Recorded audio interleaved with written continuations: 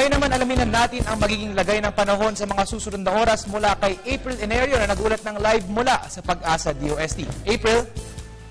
Salamat, Zandro. Sa ating balita, naging magandang panahon sa Pilipinas nitong weekend, kung kaya't magandang panahon din ang simula ng ating Burr months. Walang low pressure area o sama ng panahon sa loob ng Philippine Area of Responsibility.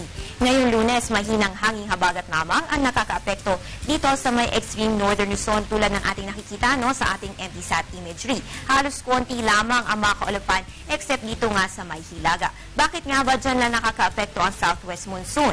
Ayon po kay Pag-asa Weather Forecaster Alvin Pura, mahina ito dahil wala namang ibang weather system na nag-e-enhance sa hangin habagat at hinahatak rin ito pataas ng bagyo nasa bandang southern Japan, kaya dito lang po yan sa dulong hilaga ng bansa nakakaapekto. Sa mga susunod na oras, ang mga Cagayan Valley, mga rehiyon ng Ilocos at Cordillera, mga probinsya ng Zambales at Bataan at mga isla ng Batanes, Babuyan at Calayan, makaranas po ng mahihina hanggang katamtamang pagulan at thunderstorms dahil nga sa southwest monsoon.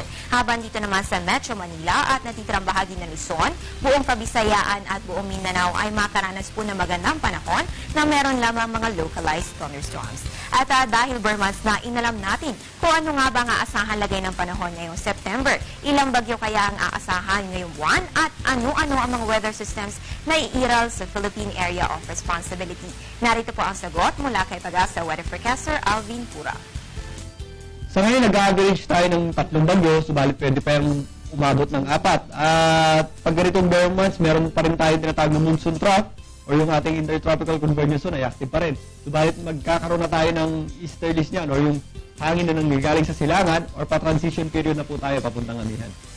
So, ayan po ang ating naasahan ngayong buwan, At bilang paalala sa unang araw ng work week ngayong September, magdala po ng payong bilang panangga sa init ng araw at possible thunderstorms. Mga kababayan, para lagi kayo updated, please follow us on Twitter, like us on Facebook at bisitahin ang aming website. Abangan din ang aking susunod na ulat panahon mamayang 3:00 ng hapon.